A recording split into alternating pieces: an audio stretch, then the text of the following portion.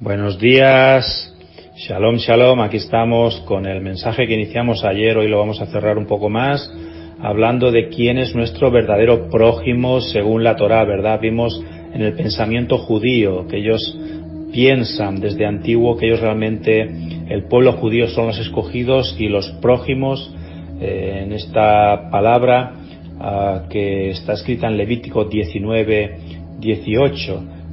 Siempre se habla de los judíos, del pueblo judío. Recordemos, Levítico 19:18 dice: no te vengarás ni guardarás rencor a los hijos de tu pueblo, sino amarás a tu prójimo como a ti mismo. Así que ahí está vinculando directamente no guardar rencor a ningún hijo, ninguna hija de cualquiera de las 12 tribus de la casa de Israel, porque les debes amar porque son tu prójimo y les debes amar como a ti mismo. Y eso es una palabra potente, poderosa, que vimos ayer. Vimos y sacamos esa mentira de las muchas que tenemos de teología de reemplazo, de que el prójimo es cualquiera que está a nuestro alrededor en este mundo, pero bíblicamente, si estudiamos un poquito, como hicimos ayer, nos damos cuenta de que esto no es cierto, ¿verdad? Así que dentro de este mensaje, ¿quién es nuestro verdadero prójimo según la Torá, no según el cristianismo? Vemos que Yeshua habló que también deberíamos llevar un mensaje de salvación al prójimo.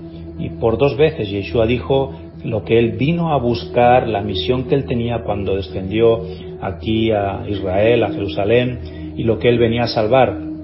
Y eso en la Biblia, cuando por 2 veces Yeshua dice algo en concreto, equivale a un de cierto te digo, a algo que es importante y que tenemos que ponerle oído y atender y entender. Así que Yeshua dijo en Mateo 10:6: sino id antes a las ovejas perdidas de la casa de Israel.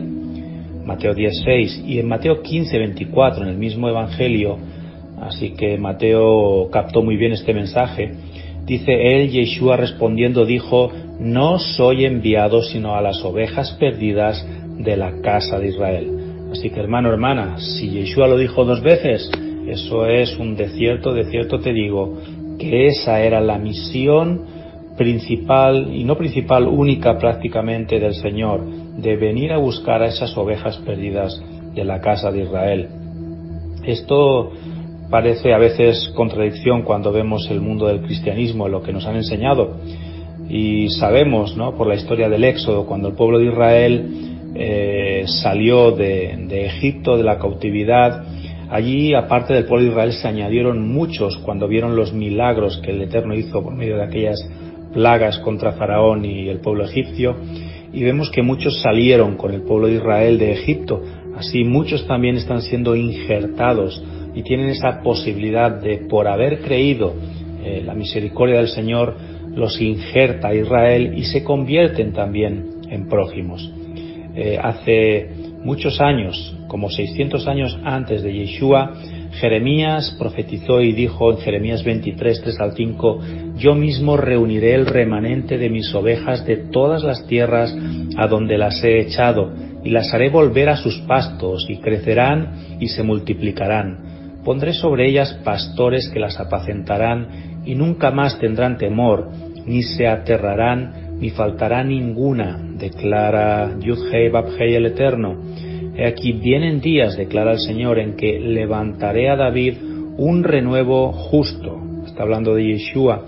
Y él reinará como rey, actuará sabiamente y practicará el derecho y la justicia sobre la tierra. Así que estaba profetizado que Yeshua mismo era el que iba a venir a reunir ese remanente de sus ovejas de todas las tierras a donde habían sido echadas o esparcidas, y que él iba a volver a pastorear sus ovejas. Y eso se está cumpliendo desde hace 2000 años cuando vino Yeshua, porque el Evangelio, las buenas nuevas, se está predicando y muchos están viniendo al conocimiento de Yeshua, están entrando en la restauración de todas las cosas en estos tiempos finales que nos está tocando vivir, ¿verdad? En todos los casos, Yeshua se está refiriendo a centrarse en buscar a las ovejas perdidas de la casa de Israel, como vemos hoy, o sea, a los justos, a los pobladores de las 10 tribus que conformaban el antiguo reino de Israel, después de la división del reino de Salomón, y que fueron esparcidos por las naciones antes de que la casa de Judá fuese llevada también cautiva a Babilonia. Así que esos justificados por la sangre que vuelven ahora, esos que son verdaderamente prójimos, están volviendo de las cuatro esquinas de la tierra, y estas palabras de Yeshua son el centro principal de su misión, como digo, en la tierra, y causan aún hoy cierta confusión entre el pueblo cristiano, que cree en su mayoría que como cristianos pues ellos reemplazan a Israel en los planes divinos de salvación, pero ya hemos visto en muchas ocasiones y por muchos versículos que no es así. Nunca lo ha sido, nunca lo es y nunca lo será.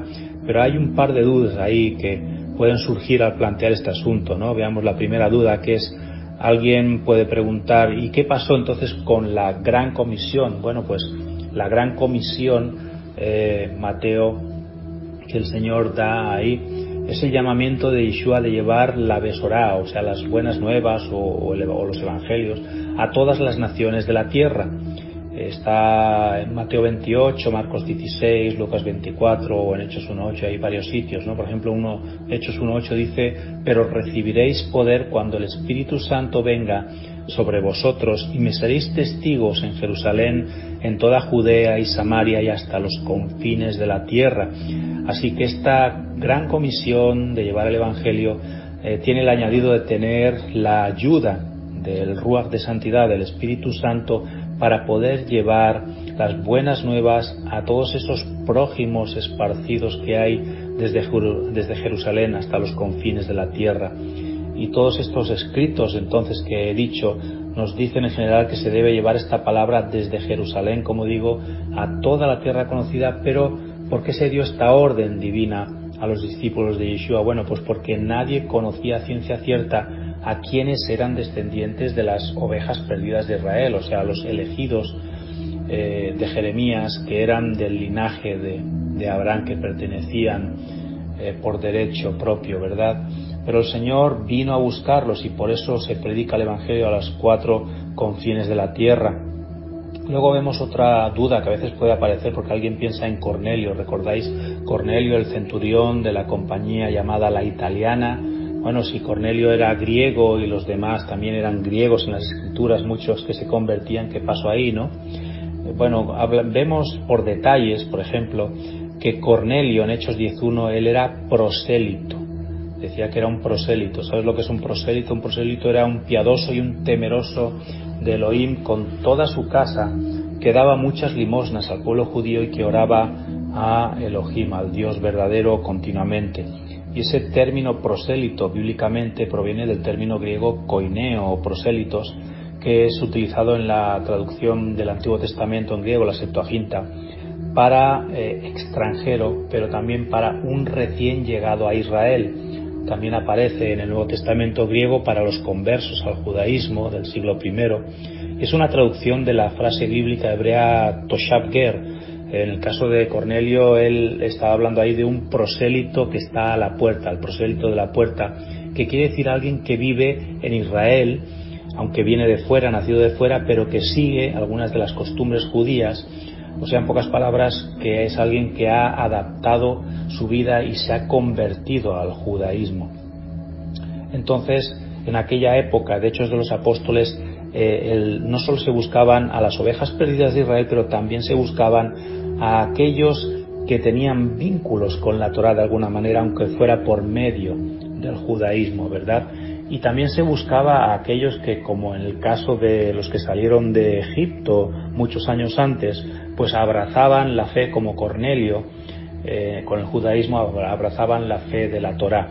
Entonces se trataba de buscar a gente que pudiera entrar a la fe por medio de Yeshua, a la salvación eterna.